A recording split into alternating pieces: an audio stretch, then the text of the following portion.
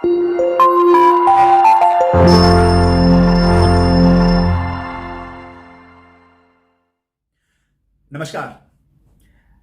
मैं जानता हूं कि 29 जुलाई को जब ये नई एजुकेशन पॉलिसी आई, तब से बहुत सारे मेरे शिक्षक साथी भाई बहनों को मेरा इस वीडियो का इंतजार था। मैं भी, मेरे पास ये अगले दिन आ गया था और उसके बाद मैंने लगातार इसको पढ़ा और एक बार नहीं 2-3 बार पढ़ा, तब जाकर के जो वास्तविक इसके मुख्य मुख्य बिंदु बन पाए वो मैं आज आपके सामने रख रहा हूं। पूरी पॉलिसी मैंने 4 भागों में की है। स्कूली शिक्षा, उच्च शिक्षा और शिक्षकों के लिए इसमें क्या है, और चौथा ओवरऑल पॉलिसी के बारे में हमारे क्या व्यू हैं। तो आज मैं इस स्कूली शिक्षा में क्या बदलाव हुआ है, transformational reform in school education जानेंगे। डेटा के हिसाब से 34 साल बाद यह नई राष्ट्रीय शिक्षा नीति आई है। 1835 में मैकाले की शिक्षा नीति ने हमारी जिस शिक्षा नीति को बदल दिया था। आजादी के बाद पहली शिक्षा नीति 1968 में आई, फिर 1986 में, लेकिन मैकाले की जिस शिक्षा पद्धति ने नौकरशाही शिक्षा पर जोर दिया उसमें कोई बदलाव नहीं किया गया। वर्तमान शिक्षा से साक्षर तो हो रहे थे, शिक्षित नहीं हो रहे थे।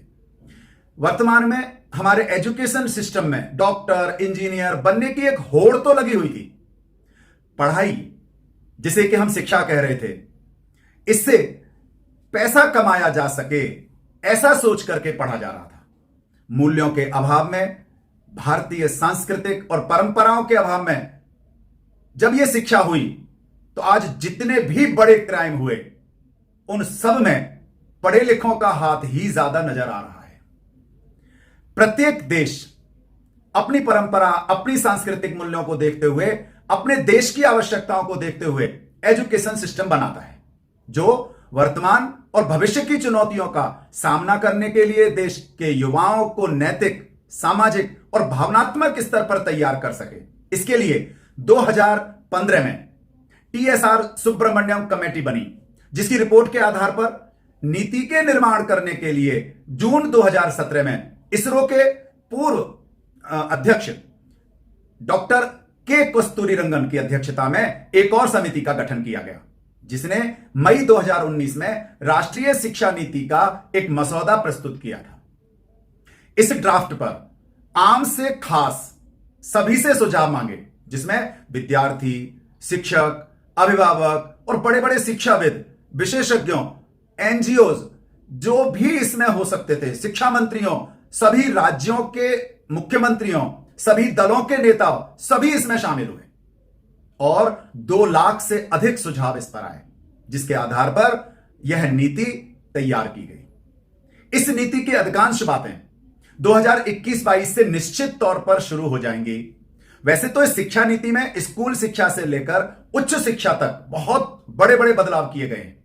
उनमें से स्कूली शिक्षा के बदलाव कुछ इस प्रकार हैं। एक तो मानव संसाधन मंत्रालय का नाम बदलकर अब शिक्षा मंत्रालय हो गया है। हां, मैंने ठीक कहा है, हो गया है। इसके लिए संसद में बिल पास करने की आवश्यकता भी नहीं है। और अगर स्कूली शिक्षा की बात की जाए तो स्कूली शिक्षा के मूलभूत ढांचे में एक बड़ा परिवर्तन किया। स्कूलों में जो 10+2 सिस्टम था वो खत्म करके 5+3+3+4 ऐसी एक नई व्यवस्था लागू कर दी। पहला जो 5 साल का था समय, उसको फाउंडेशन स्टेज कहा, अर्थात पहले 3 साल बच्चे आंगनवाड़ी या प्री स्कूल में शिक्षा लेंगे, फिर अगले 2 साल वो 1 या 2 कक्षा में, 1 एवं 2 कक्षा में बच्चे स्कूल में पढ़ेंगे। इस तरह से इन 5 सालों की पढ़ाई के लिए NCERT एक नया पाठ्यक्रम तैयार करेगी, जिसमें खेलकूद, एक्टिविटी पर आधारित शिक्षण कैसे हो, इसको ध्यान में रखा जाएगा। इसमें 3 वर्ष की आयु का बच्चा प्रवेश करेगा तो 3 से 8 साल तक की आयु के बच्चे इसमें होंगे, और इसे अर्ली चाइल्डहुड पॉलिसी के नाम भी दिया गया है। हालांकि इन छोटे बच्चों के प्री स्कूलिंग के लिए पहले से आंगनवाड़ी की व्यवस्था है, लेकिन इस ढांचे को और मजबूत किया जाएगा। नई शिक्षा नीति में यह कहा गया है कि बाल्यावस्था देखभाल और शिक्षा, early childhood care and education ECCE की एक मजबूत बुनियाद को शामिल किया गया है, जिससे आगे चलकर बच्चों का बेहतर विकास हो सके। बाल मनोवैज्ञानिकों का भी मानना है कि बच्चों का 80% तक मानसिक विकास 6 वर्ष की उम्र तक हो जाता है। अब छोटे छोटे बच्चे 3 से 8 साल तक के विद्यालय जा रहे हैं, अपनी मनपसंद की ड्रेस पहन के आ रहे हैं और वहां आकर के खेल खेल रहे हैं, पेंटिंग कर रहे हैं, मस्ती कर रहे हैं और ग्रुप यानी समूह में बैठ करके और ऐसी ऐसी शिक्षा ले रहे हैं जो उन्हें भी नहीं पता कि उन्हें शिक्षा मिल रही है। यानी विद्यालय में एक गार्जियन की तरह वहां के शिक्षक अब उन्हें खिला रहे हैं या कहें कि पढ़ा रहे हैं। उनकी कोई परीक्षा भी नहीं होगी। शुरू के 3 साल विद्यार्थी केवल खेल खेल और एक्टिविटी में ही सीखेगा। उसके बाद 1 और 2 होगा, उसमें भी कोई परीक्षा नहीं है। अगर सही देखा जाए तो उसको पता भी नहीं चलेगा कि वो कब पहली में आ गया और कब दूसरी में आ गया, जिससे कि जो शुरुआत का बच्चा विद्यालय जाने से डरता था अब उसको डर ही नहीं लगेगा। दूसरी स्टेज, जिसको प्रिपरेटरी स्टेज कहा गया, इसमें कक्षा 3 से और 5 तक के विद्यार्थी इसमें रहेंगे और इस दौरान भी एक्टिविटी पर जोर ज्यादा रहेगा, प्रयोगों पर जोर ज्यादा रहेगा। यानी विषय की पढ़ाई इस तरह से की जाएगी कि विद्यार्थी एक्टिविटी और प्रयोगों के माध्यम से विषय को सीखे। और इसमें भी 8 से 11 साल तक की उम्र के बच्चे होंगे। इसमें परीक्षा होगी लेकिन, और एक विशेष बात, इसमें जो पढ़ाई होगी वो बच्चे की मातृभाषा या क्षेत्रीय भाषा में ज्यादातर होने की संभावना है। बहुत ज्यादा तो रिजिड नहीं है, लेकिन नीति में यह विशेष तौर पर कहा गया है कि कोशिश रहेगी कि मातृभाषा और क्षेत्रीय भाषा में ही इसकी पढ़ाई हो। अब आते हैं तीसरे स्टेज पर, जिसको मिडिल स्टेज कहा गया, यानी कक्षा 6 से कक्षा 8 तक का। यहां भी बच्चा अपने विषय के अलावा अब वो टेक्निकल या वोकेशनल कोर्स भी करेगा, वो कंप्यूटर कोडिंग भी सीखेगा। छात्रों में कौशल विकास को बढ़ावा दिया जाएगा। यानी 6ठी क्लास से ही वो बच्चा इंटर्नशिप की व्यवस्था उनके लिए कर दी जाएगी, तो वो बाहरी संस्थानों में जाकर के अपना जिसमें उसकी रुचि है उसमें वो कोई ना कोई स्किल सीख सकेंगे। किसी को खाना बनाने का शौक है, किसी को इलेक्ट्रीशियन, तो किसी को फर्स्ट एड का, तो किसी को म्यूजिक का। जो मर्जी हो वो बाहर जाकर के नो बैग डे, ऐसा नाम भी दिया गया है उसका, वो वहां जाकर के विद्यार्थी इंटर्नशिप करेगा, यानी सीखेगा, ट्रेनिंग लेगा और उसके मार्क्स होंगे।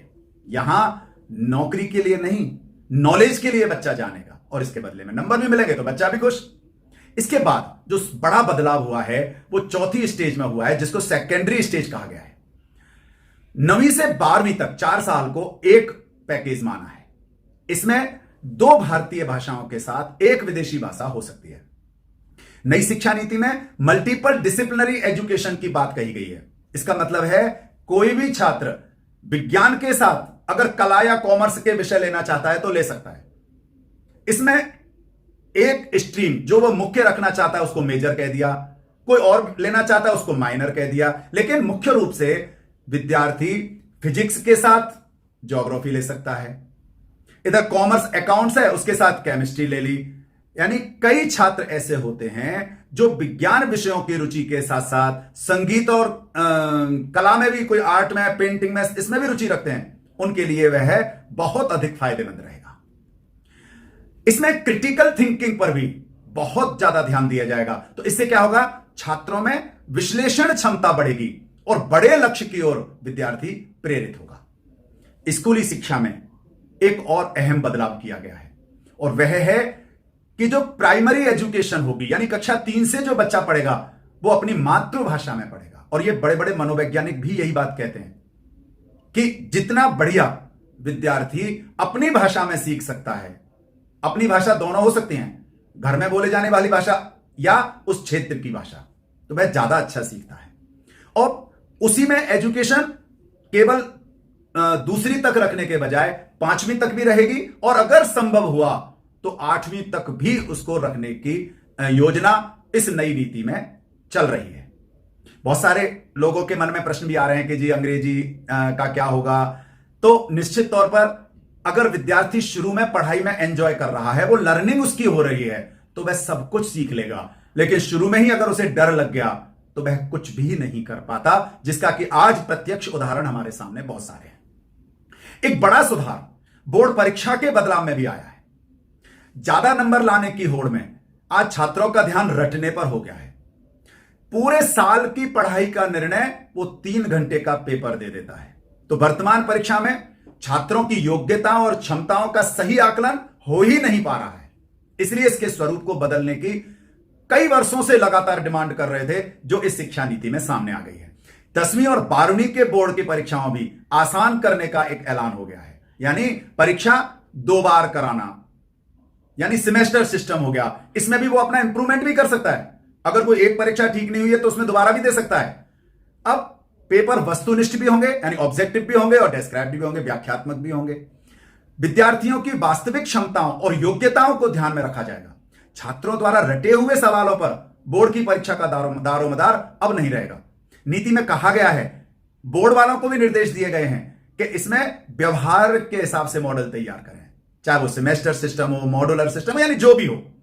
नई शिक्षा नीति के तहत स्कूल के बच्चों का परफॉर्मेंस का आकलन करने के लिए भी कई बदलाव किए गए। बच्चों का रिपोर्ट कार्ड 360 डिग्री असेसमेंट के आधार पर होगा। आप देखो कितना बड़ा चेंज किया है कि इसमें 3 स्तरों पर आकलन किया जाएगा। बच्चों के समग्र मूल्यांकन पर आधारित यह रिपोर्ट कार्ड बनेगी। इसमें आपके कितने मार्क्स आए हैं अब ये तो देखा ही जाएगा, लेकिन इसके साथ साथ आपका अपने बारे में क्या कहना है यह विद्यार्थियों से पूछा जाएगा। यानी आपका सेल्फ असेसमेंट, आप क्या सोचते हो अपने बारे में, और आपका जो सहपाठी है कक्षा में उसके भी मार्क्स उसमें जुड़ेंगे। अब यह कैसे संभव होगा? अब अगर विद्यार्थी का अपने पूरी क्लास में ठीक कोरिलेशन है, ठीक सहयोग है, ठीक व्यवहार है, तो आपस में वो सभी आपस में मिलकर के सभी को अच्छे नंबर देंगे।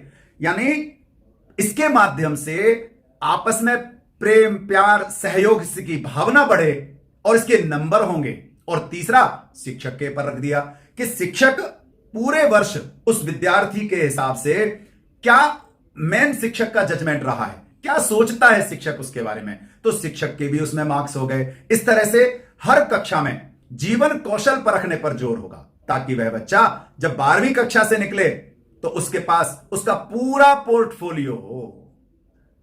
इस अगली चीज, नेशनल असेसमेंट सेंटर यानी परख PARKH बनाया जाएगा, जो 3री क्लास से लेकर के 12वीं क्लास तक के हर बच्चे के सीखने की क्षमता पर समय समय पर परीक्षण भी करेगा और उपयुक्त निर्देशन भी देगा। और देखो कितनी बड़ी बात है कि कुछ विद्यार्थियों में जन्मजात प्रतिभा होती है, जिन्हें हम गॉड गिफ्टेड बच्चे कहते हैं। नई पॉलिसी में ऐसे बच्चों को खोजना भी, पोषण करना, उनका बढ़ावा देना और उनका विकास करना, यह भी नई शिक्षा नीति में जोड़ा गया है। एक कॉम्प्लेक्स बनाने की बात आई है। कुछ विद्यालय आपस में मिलकर के एक क्लस्टर बना लेंगे, कॉम्प्लेक्स बन जाएगा, जिसमें वो अपने सभी संसाधनों को आपस में साझा कर सकते हैं, जिससे एक के पास एक चीज है, दूसरे के पास दूसरी, तो वो आपस में मिलकर के कॉम्प्लेक्स तैयार हो जाएगा। वर्तमान परिस्थिति और वास्तविकता को देखते हुए जिसकी जरूरत आज महसूस थी, ऑनलाइन और डिजिटल एजुकेशन, इसके हानि को कम करते हुए कैसे ज्यादा से ज्यादा इसका लाभ विद्यार्थी और शिक्षक दोनों ही ले सकें, इसके लिए एक डिजिटल प्लेटफॉर्म और उसके क्रियान्वयन में भी विस्तार होगा। यह भी नई शिक्षा नीति में आया है। नई शिक्षा नीति में आने वाली पीढ़ी को न सिर्फ गुणवत्तापूर्ण शिक्षा मिलेगी, बल्कि रोजगार भी हासिल होगा, क्योंकि इसमें स्कूल की शुरुआत में ही कक्षाओं में व्यावसायिक शिक्षा और कौशल विकास पर जोर दे दिया गया। 100% नामांकन हो, अर्थात 2 तरह के विद्यार्थी हैं हमारे यहां। मैं एक डाटा पढ़ रहा था, उसमें यह था कि 35 वर्ष तक की आयु के 14% जनसंख्या ऐसी है जिसने कभी स्कूल का मुंह नहीं देखा, और लगभग 2 करोड़ ऐसे हैं जो पढ़ाई बीच में छोड़ देते हैं, यानी ड्रॉप आउट केस हैं।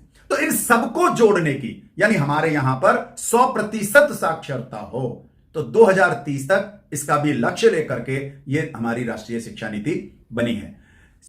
अब सबसे महत्वपूर्ण बात, हाशिए पर रह रहे समुदाय, वंचितों और ऐसा वर्ग जो प्रतिनिधित्व के तौर पर जिसका बहुत कम है प्रतिनिधित्व हर क्षेत्र में, वहां के बच्चों को उन परिस्थितियों की जो उसकी बाधाएं हैं, उसके बावजूद सबको ध्यान में रखते हुए वो शिक्षा व्यवस्था में जुड़ सके और अपना उत्कृष्ट प्रदर्शन भी कर सके, इसका भी विशेष ध्यान दिया गया है।